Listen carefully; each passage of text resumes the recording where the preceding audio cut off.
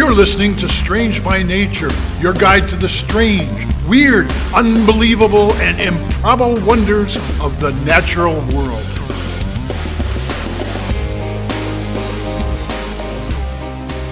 Hello, everyone, and thanks for being here today. I'm Kirk Mona, and joining me are Rachel Gimza and Victoria Thompson. We're all naturalists who together have scoured the world for weird and wonderful wonders, just to please your mammalian brain's desire for novelty. Isn't that nice? Let's do this.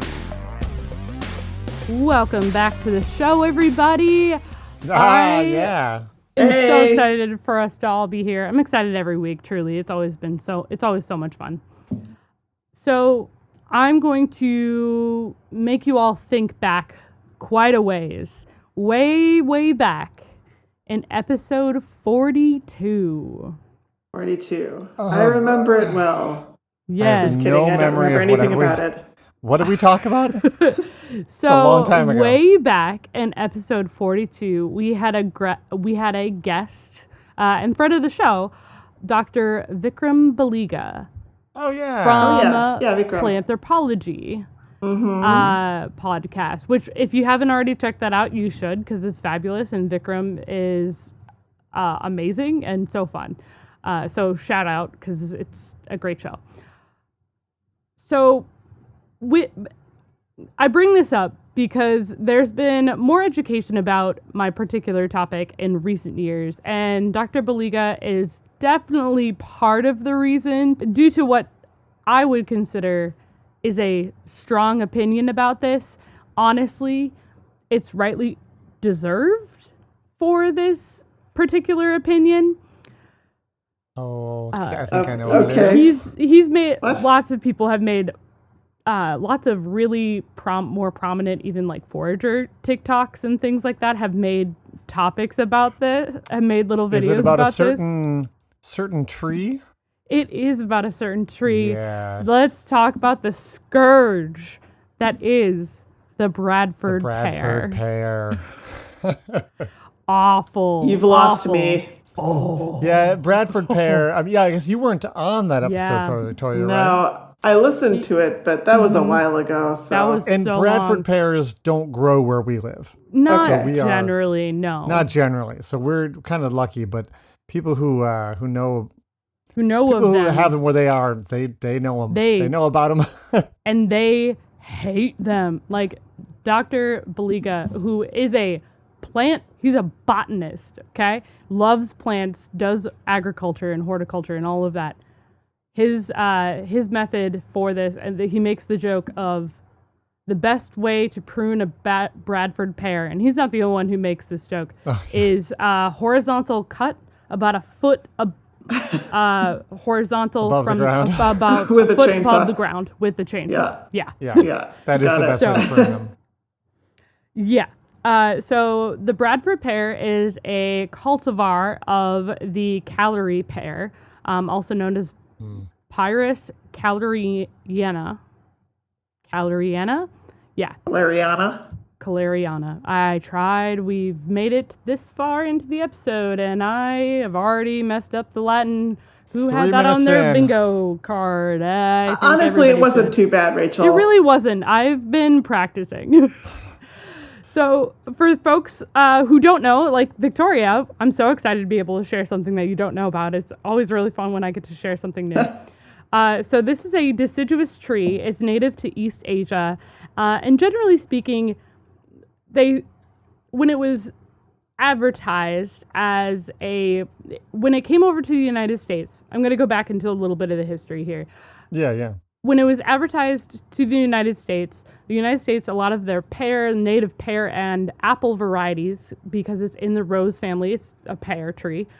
Mm-hmm. It was advertised as a plant as a cultivar, forgetting the word for it, as an option for an alternative for trees that were having issues with fire blight, especially. Okay, that was becoming a bigger has issue. trouble with fire blight. Exactly. So it was advertised as a really nice ornamental, a way for the other trees to help stop the fire blight from spreading, as well as allowing folks to be able to like have something pretty that blooms and looks lovely. Yeah, the flowers are lovely. Uh-huh. Yep. Sorry, the flowers look lovely. There it is. Yes. So it's a deciduous tree. It's native to East Asia, and it was thought to be up to about 20 feet if you prune it correctly, which you absolutely should. That being said is horizontal from the parallel to the ground. But it can get up to be about 40 feet tall or 5 to 8 meters. I didn't realize they got that big. Well, they try. They can in the right conditions. Sure, yeah. I mean, there's always so much variation on how tall different trees can get depending on all the factors. Right. Well, there's some factors that go against this particular one. Generally speaking, they get this really nice rounded or cone-shaped crown, which is preferable for like a street tree or an ornamental tree because it looks really lovely. It has these V-shaped like branches that go up and makes it look really pretty, right? The leaves are oval with a dark green top and a pale underside. The petioles of those leaves are alternately branched. It's kind of longer. It kind of reminded me of buckthorn leaves, actually, to be honest. But it looks like a typical apple or pear leaf. And they turn purple in the fall, so they have multiple, like, prettiness throughout the years, not just in the spring when the flowers are blooming, right? It looks gorgeous in the fall with the dark. They sound almost ideal, Rachel. Don't they? Especially since those flowers, they bloom profusely. The whole tree is completely covered in like a typical white 5-petal flower, which are early bloomers in March to early April. And as you might guess, to love? We'll get into that.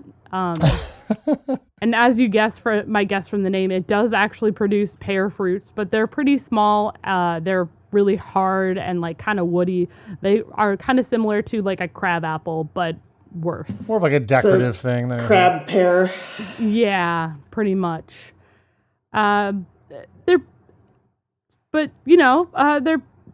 look nice. They're used as an ornamental tree, pretty commonly, less so over time.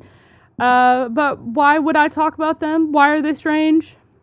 Yeah. I'm going to be real honest. I'm using this as a PSA. Don't plant Bradford pears. Don't do it. First of all, so part of the reason why they were so favored when they were first introduced to the point where Lady Bird Johnson actually was like, this is almost the ideal tree to have. Ooh. Yeah. Lady Bird. I mean, she did a lot of good stuff about wildflowers, but that was a miss. She did. Yeah, that was a bit of a miss. They grow really fast. Like to the point where they will start to fall apart.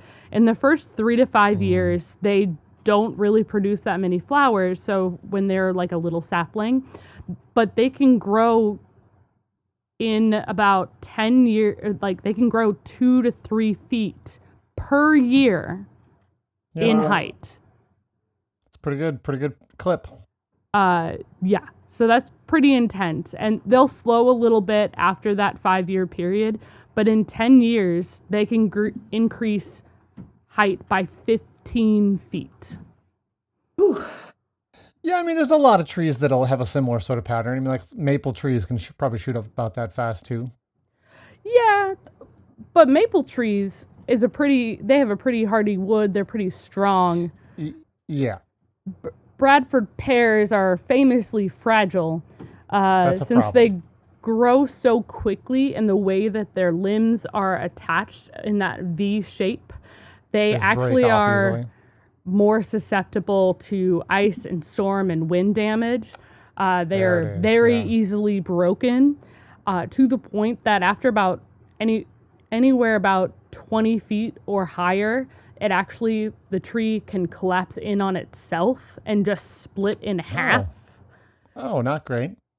No, not the best. That's So not it's not something you gonna really not gonna want. look good as like a landscape tree at that point.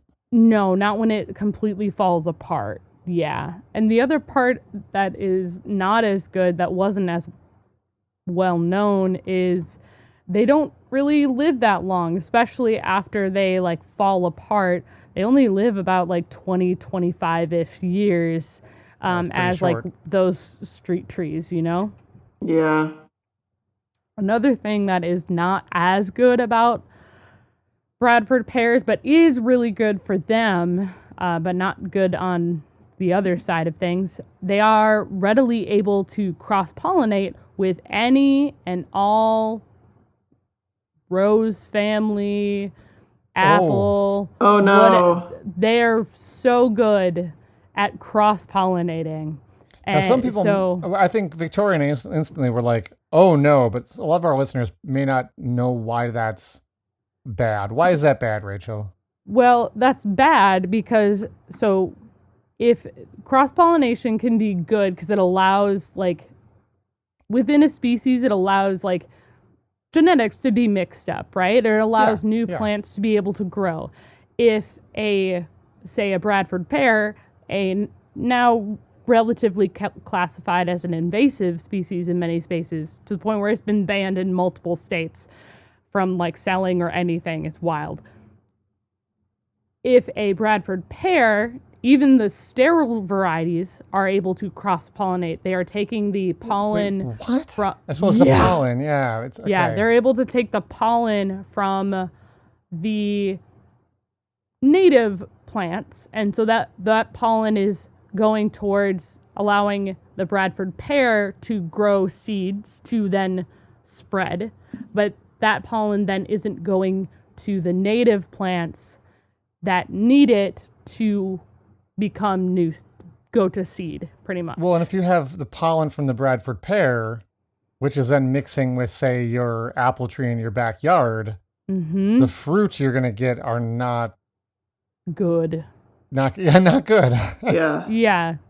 That and like it prevents like it's just an issue on multiple levels. Like it creates not great fruit for others, and it like not many animals can eat. Like a lot of birds will eat the Bradford pear, but it really doesn't do anything for them. So the tree itself becomes almost like a little food desert. It becomes a huge problem. So it's not nutritious. Interesting. Not really. Taking up space, causing problems. Yeah. And since they're able to spread like that, they take over for more native apple and pear species in the area. And because they're able to spread, they actually eventually will create like a dense thicket of branches. And because they've cross-pollinated so much and they are in the rose family, some cases they've even developed like thorny branches, which makes removing them especially difficult. My goodness. And Victoria, you're going to love this. Way It seems back. like these are bad, Rachel, but I feel like you're sort of you've been avoiding the big one. I've been avoiding a big one, yeah. Yeah. So, Victoria, you have beef with ginkgo, right? I do. Yeah. Yeah. You don't want Bradford pear either because they historically and famously have a rancid smell. Their flowers. I think I totally know the trees you're talking about now because I'm. Oh, yeah. I've definitely, not in Minnesota, but places I used to live, have encountered beautiful white blooming trees in the spring that smell awful. Oh, yep. That might be these. Yeah, the description I've heard is a mix of rotting fish, urine, and baby poop, and feces. Yeah. Yep. That was literally With my maybe a hint fishy of odors. one other bodily fluid we won't mention. Yeah. Yeah, that was one that I also saw. Another one was the smell was compared to roadkill, which was not great. Roadkill in the sun. Yum. The thing is, like I said, these trees are covered in those flowers. And they all stink. They all stink. and that smell will stay in the air until the last flower drops. Ugh. It won't So when they dissipate were or go recommending down. this to everybody, how did no one go, oh, hey, but by the way, it smells like a rotting dead animal mixed with urine? Like, did that not Did Lady Bird concern not notice the anybody? smell? Or they just saw pictures and were like, oh, this is pretty. Let's get this. I think it was partially the pictures, but I also think that from what I could tell is early on Bradford pear didn't actually smell this bad. The cultivar got worse interesting. over time, I Interesting. guess. Oh. Okay. But it never was like a really good smelling tree, I think. Sure. But it's gotten a little worse as time has gone on, which Interesting. awful. Huh. That rancid smell that we just talked about. Of course, it's to attract pollinators, of which those are the flies. Other bees and such will try to pollinate, and they do a little bit, but it's not a super nutritious source. Like I was saying at the very beginning, don't do it. Whatever you do, don't plant Bradford pear. Don't plant the calorie pear. Any of the cultivars. Just don't.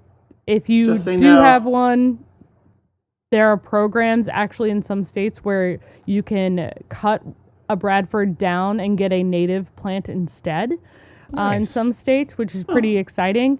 If you can, definitely plant a native pear or apple tree. Recommendations generally are to cut the Bradford pear down. Use herbicide to grind down the stump as best as you can, because otherwise they will pop back up. Also, hilariously, fire is a popular option to get rid of large sections of Bradford pear. Bet that smells great. Well, the wood is fine. Apparently, it makes Okay. really, really good like woodwind instruments. It's really preferred on that front. It's really fine on that way, which is cool. So, yeah, just We need more woodwind instruments then. apparently. Ooh, what a time. So really just look for native plants, plant those. They'll last much better in your climate, and you'll get to have more wildlife in your yard and your area if you and your neighbors all plant native plants. Just look at your local extension service. University Extension Service often have a lot of resources when it comes to native plants, which is really cool. That's what I got for you both this week, and for everyone else. My sources for this week was University of Maryland Extension, Wikipedia, Minnesota Department of Agriculture, Better Homes and Gardens had a really great article, the University of Delaware, Penn State Extension, and the Cincinnati Enquirer. Yeah, don't do it. Well, thanks for sharing that smelly delight with us. Stinky delight. We're gonna. So glad we don't have a smell-o-vision on this podcast. Oh, that would be so bad. Oh. We are going to take a quick break, and when we return, it'll be Victoria.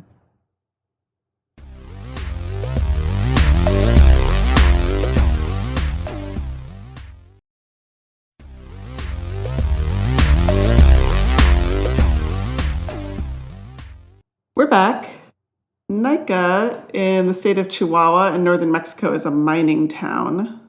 Okay. Nica Mountain is, it's nestled in the Sierra Madre Occidental, which is the western mountain range in that part of Mexico. It's actually part of this vast greater North American Cordillera, which extends all the way from Alaska to southern Mexico.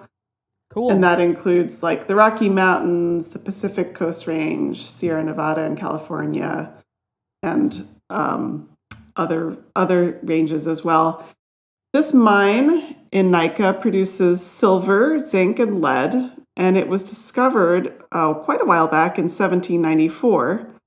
Okay. Formal mining operations began in 1900, and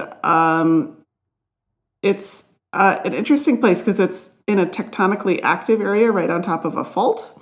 And it sits on top of a 2.5 mile deep magma chamber. What? Not my preferred place to go mining underground, I would think, yeah. I This is actually wouldn't the want reason. to live there in the first place. That sounds not fun to me. I mean, from what I read, it's not an active volcano, but this magma chamber does superheat water, which has metals and minerals dissolved in it. And that is the reason the mine is producing the things it produces. Yeah. Now, in mining, there's always work being done to explore new tunnels and chambers in the hopes of finding new seams of ore, right? Right. So in the year 2000, two brothers who were miners, Juan and Pedro Sanchez, began digging in a deep area of the mine about 300 meters below the surface. This was an area that had recently been pumped dry. And as they excavated the new tunnel, the Sanchez brothers suddenly broke into a vast cave. Yes, I know what this is now. I have no idea.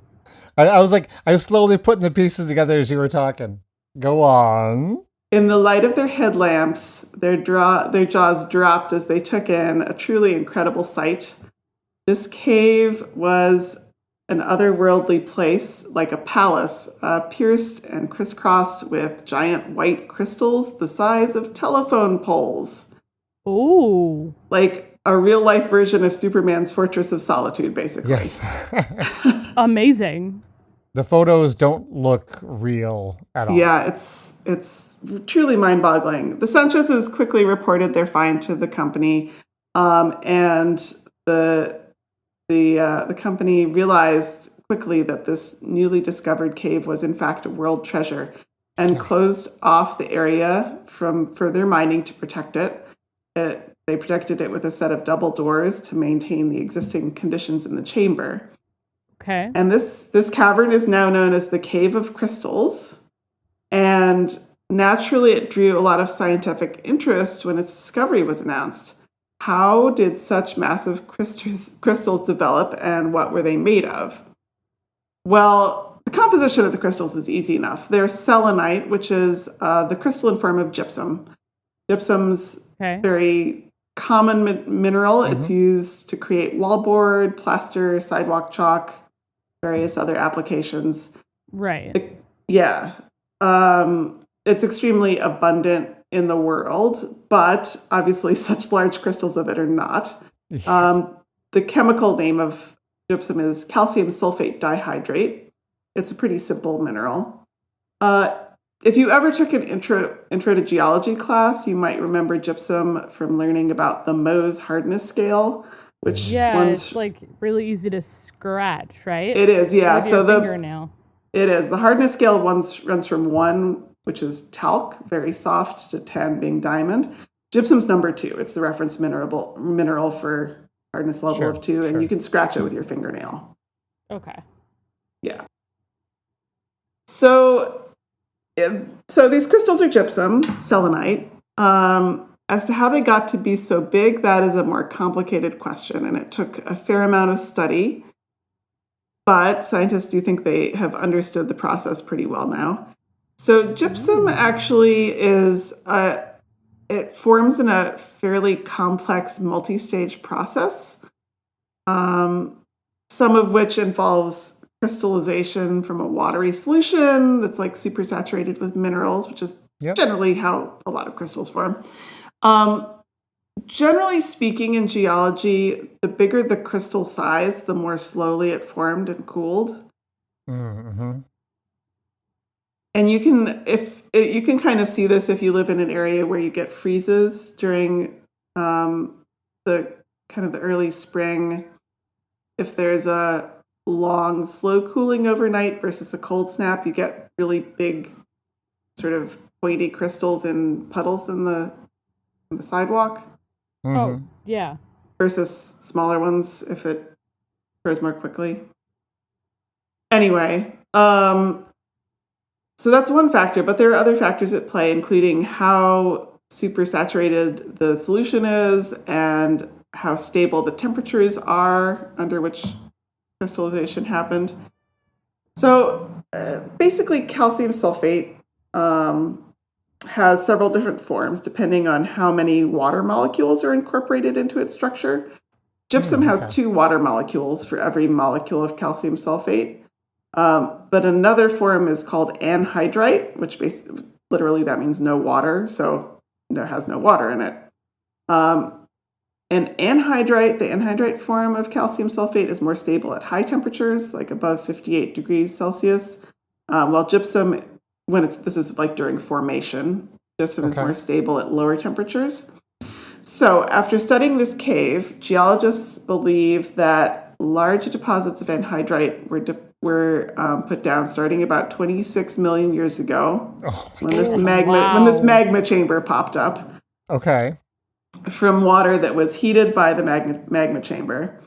And as the temperature slowly cooled, the conditions then favored this anhydrite slowly dissolving into gypsum and the formation of these gypsum crystals. And there are other caverns in this mine that have gypsum crystals, but none are so large. So this particular chamber just had the absolutely right combination of how much gypsum was in the solution and the rate of cooling to produce these freaking enormous crystals. Tell me if I'm wrong. I remember reading some description years ago when this was found that it was like one of the crystals was the size of a school bus.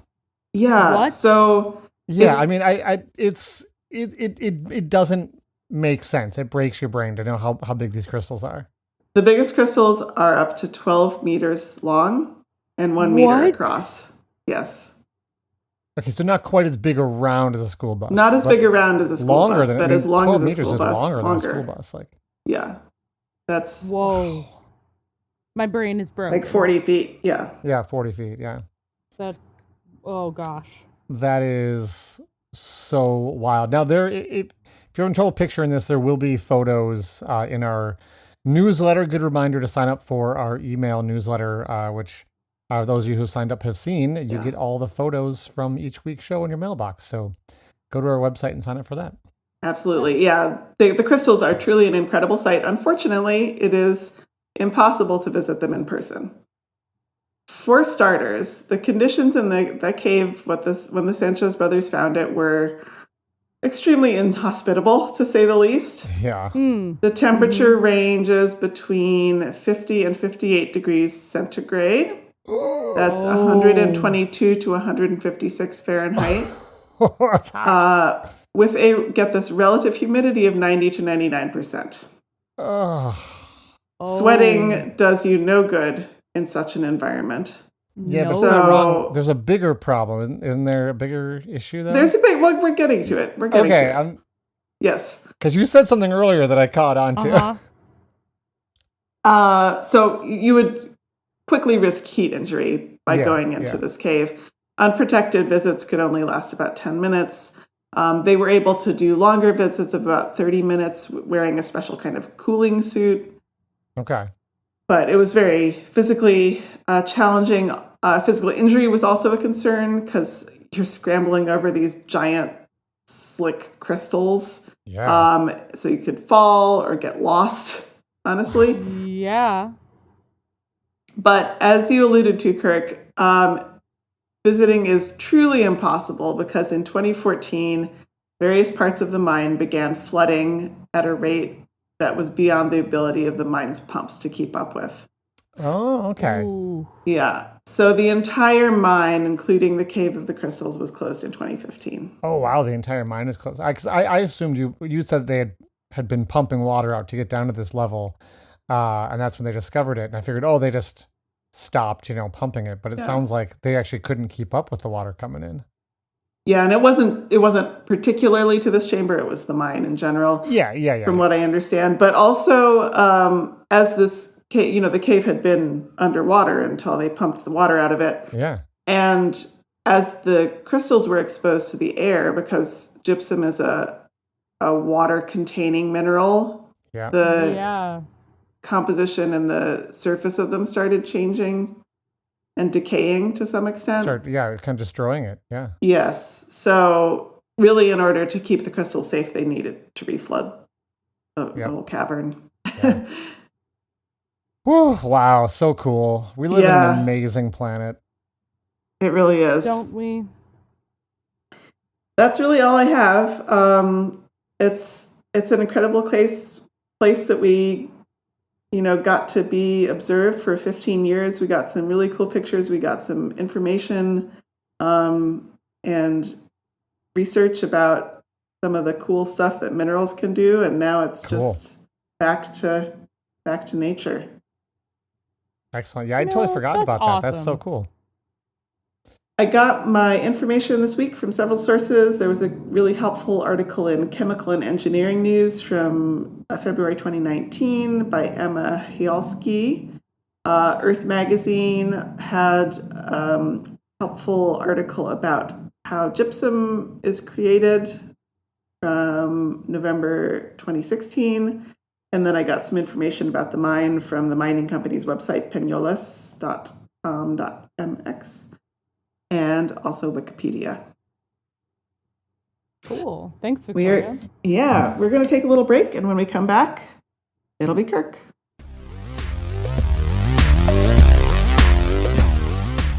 Hey, everybody. Before we get to my segment, we have a little special bonus thing to talk about this week. And I'm hoping we can do this more than once.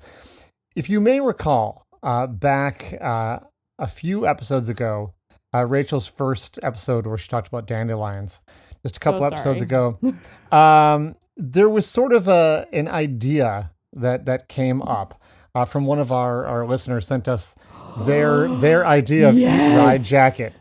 And we said we should encourage people to write in what's an Eat Ride Jacket from where you live.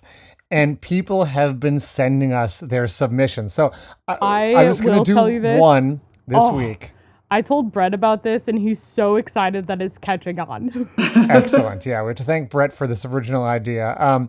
Very first response we got, I think the day this episode went out, we right away heard from listener Andrew Lassica. I hope I'm saying that right, Andrew. And he was very succinct, just said, Eat Ride Jacket, Arizona edition, rattlesnake, coyote, javelina. Oh, what's a javelina? Is that javelina pig-like thing? Yeah, they're like a peccary. Yeah. Okay. So my first thought right away is, I mean, I imagine you can eat the javelina. It's got to be sort of boar hog-esque, make some pulled pork or something out of that. Mm-hmm. Sure. That'd probably be pretty tasty. People do also eat rattlesnake. And they do eat rattlesnake too, though, right? Right. I think it probably tastes about as good as alligator. Yeah. So, I mean, coyote, coyote fur is often used as like a coat lining and things like that on hoods and stuff. Not quite as nice as Wolverine, but used frequently. So for me, I think it's got to, but people also wear rattlesnake boots, rattlesnake belts, things like that. Mm-hmm. I don't think I want to ride a rattlesnake. I also don't think I want to ride a coyote. These are the pedantic things that I want to discuss a little bit further because, does it get to size up? Because if it doesn't get to size up... No, the rules have been clear, Rachel. You cannot change the size of the animal. And if I can't change the size of myself to fit the animal... You also cannot do that. Then I want to ride the javelina. I think that's the right choice. Yes, I would agree with that. I think ride the javelina, jacket the coyote, and eat the rattlesnake. Yep. Yes. See, that is definitely the answer right there. I do agree with that. I think it's just one of those consensus. Things like we have consensus. It's just one of those things like I think I would feel bad eating a coyote. I'm going to be real honest. I think I would feel bad. You'll cut its skin off and wear it as a jacket. Clear. Understood. Right. Very good. Well, we see where Rachel's that I would ethics consider stand. is riding a coyote These are all also could theoretical. be fun. But I feel like a javelina maybe could take it a little bit easier. Yeah. Yeah. Well, here's the deal. I got good news. We have already got other submissions people sent in. We'll take these one at a time over the next few weeks here. But in the meantime, if you have an Eat Ride Jacket of your own from where you're from, send it in and we will talk about it on the show. Can't wait. Awesome. Let's get back to the show.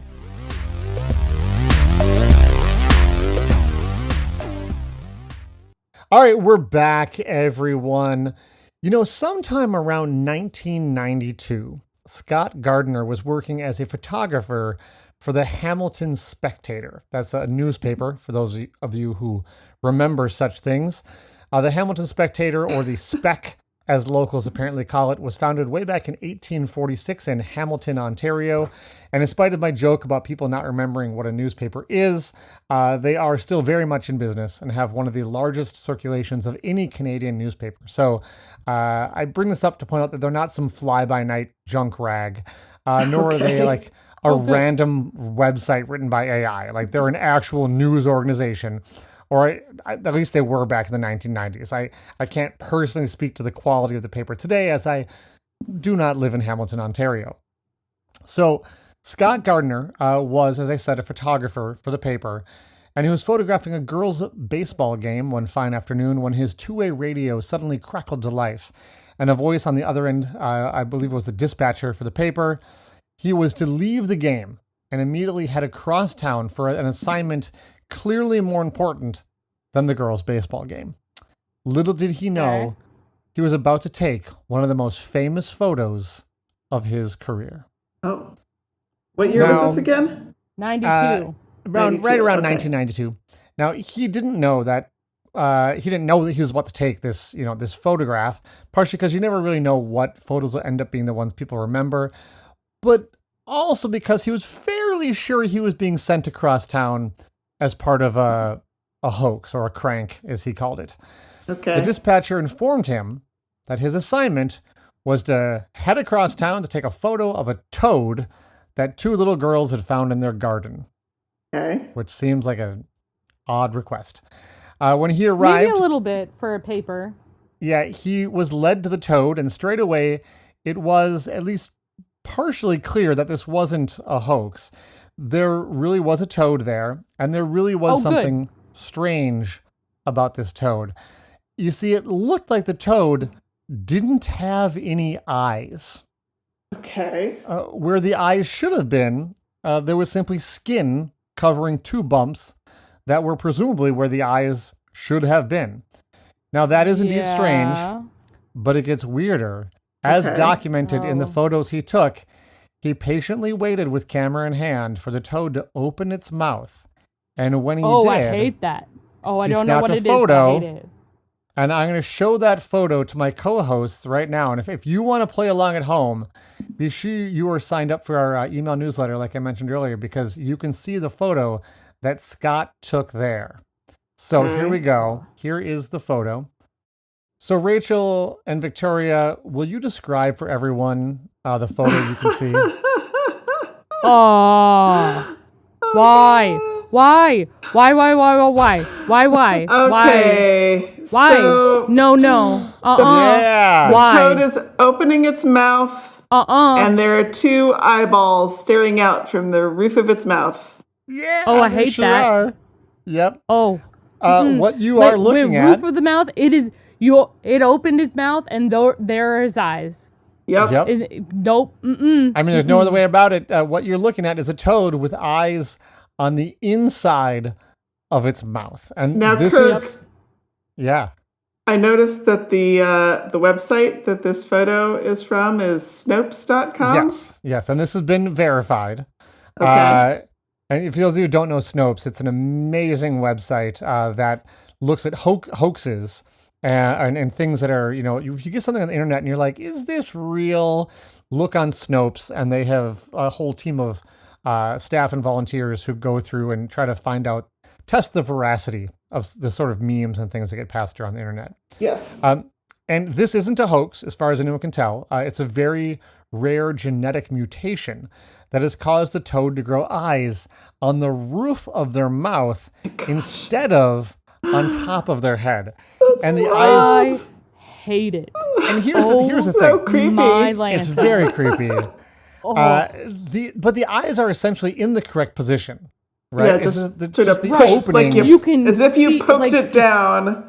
with Yeah. your They fingers. used them to swallow and never resurfaced. Yeah, Their well- eyes never resurfaced. Yeah, so that's where Toad's eyes are supposed to be, is essentially the roof of their mouth. It's just that the openings, instead of being on the top of their head, are on the bottom inside their mouth.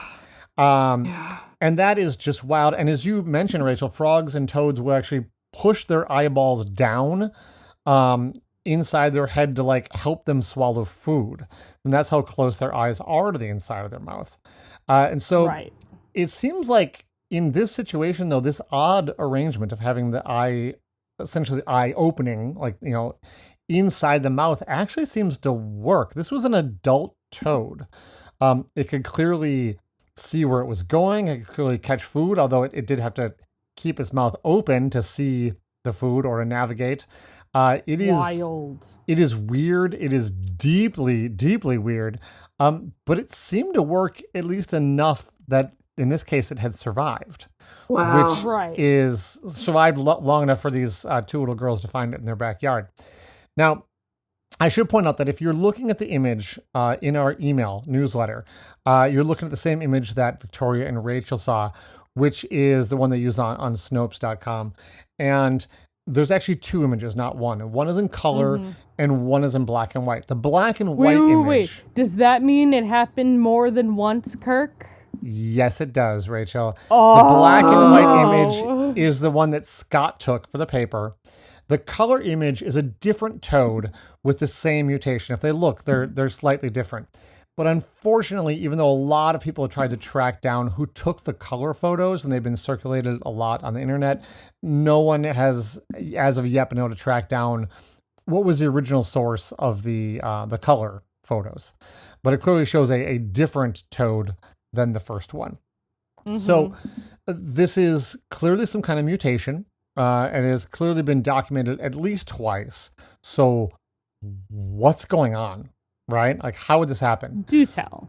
Well, unfortunately, we have to guess because none of these toads that have had this mutation had ever been studied directly by herpetologists. It was just people who took pictures and are like, wow, this is weird. Check this out, and shared it. So it's like, you know, these individual toads were not actually tested. The leading speculation is that the toads may have been infected by a trematode. This would be Riberoya ondetre, would be the scientific name of that trematode. And this is the same trematode that has been shown to cause other deformations in frogs and toads, such as extra limbs. And so we know this trematode being infected with it can cause deformations in how the bodies of these amphibians form, so that it's a pretty good suspect that's either that or something, you know, closely related. This toad has fascinated those studying animals and evolution. It was featured in a BBC program called Fascinating Frogs, hosted by David Attenborough. It's also been discussed in Richard Dawkins' book, Climbing Mount Improbable, which is a book I now need to add to my reading list. And I will say, if you're interested in this sort of thing, you might also like another book, although this toad is not specifically mentioned in it, but I recommend this book. I think I recommended this book one other time on the podcast. It's called Freaks of Nature: What Abnormalities Tell Us About Development and Evolution. Super fascinating book by Mark S. Bloomberg. Highly recommend that one. But it looks at, like, when things go wrong in the development of an animal, that actually teaches us a lot about how things do develop and how these systems work. So very fascinating. That's it. That's my story this week. It's a toad with eyes in its mouth. There's not much more than that, but it's just, but also wild. It's wild. It's wild. You're welcome.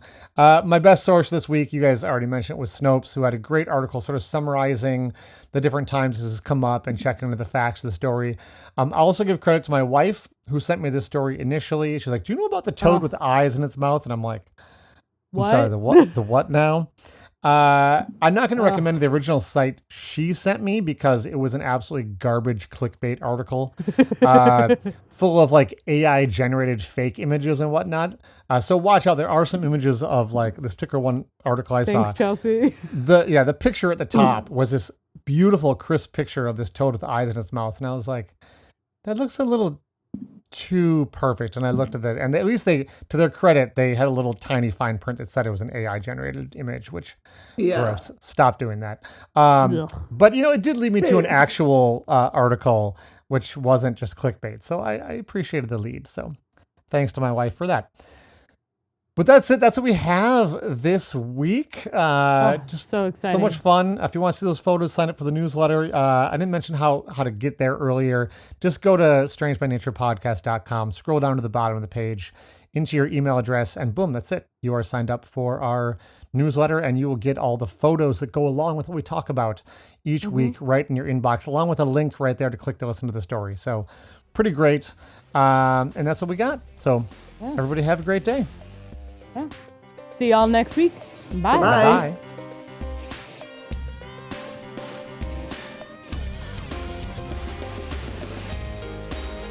Thanks everyone for listening to today's show. Be sure to subscribe. New episodes drop every Wednesday, and we love sharing this strange world with all our listeners. If you would be so kind as to leave us a 5-star rating and review wherever you get your podcasts, that would be great. It lets other lovers of the strange discover the show. You can reach us by searching for Strange by Nature Podcast on Instagram, Facebook, and Blue Sky. You can send us an email as well. Our address is contact@strangebynaturepodcast.com.